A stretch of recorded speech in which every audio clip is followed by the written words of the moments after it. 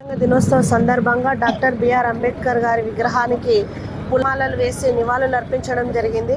1949 November 26వ తారీఖున భారత రాజ్యాంగాన్ని ఆమోదించడం జరిగింది.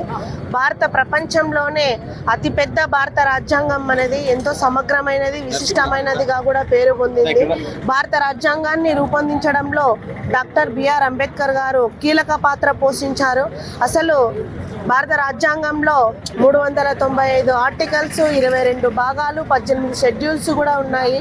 భారత రాజ్యాంగం యొక్క విశిష్టత ఏమి అంటే భారత పౌరుల యొక్క ఆర్థిక, రాజకీయ సమానత్వము, స్వేచ్ఛ వీటన్నిటినీ కాపాడడంలో కీలకంగా కూడా భారత రాజ్యాంగం ఉంటుంది.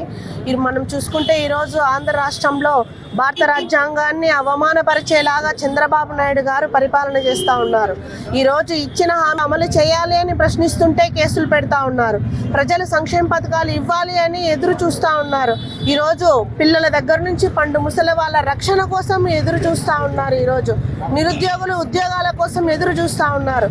అటువంటిది ఈరోజు చంద్రబాబు నాయుడు గారు రాజ్యాంగాన్ని అవమానపరుస్తూ పరిపాలన చేస్తూ ఉన్నారు. గతంలో మనం చూసాం, గౌరవ మాజీ ముఖ్యమంత్రి వర్యులు వైఎస్ జగన్మోహన్ రెడ్డి గారు ఏ విధంగా రాజ్యాంగాన్ని గౌరవిస్తూ డాక్టర్ బిఆర్ అంబేద్కర్ గారి ఆశయాల కోసం ఏ విధంగా పాటుపడ్డారో అందరం కూడా చూసాము. ఎస్సీ, ఎస్టీ, బీసీ మైనారిటీలకు సమానమైన అవకాశాలు ఇస్తూ రాజకీయ ఎదుగుదలకు ఎంతగానో తోడ్పాటును అందించారు. మహిళా సాధికారత సాధించారు. గాంధీజీ కలలు కన్నటువంటి గ్రామ స్వరాజ్యాన్ని ప్రజల వద్దకే తీసుకొని వచ్చారు. ఇలా అంబేద్కర్ గారిని గౌరవిస్తూ అంబేద్కర్ గారికి నిలువెత్తు రూపమైనటువంటి విగ్రహాన్ని విజయవాడ నడిబొడ్డున ఏర్పాటు చేసి ఆయన ఉన్నటువంటి అభిమానాన్ని చాటుకున్నారు.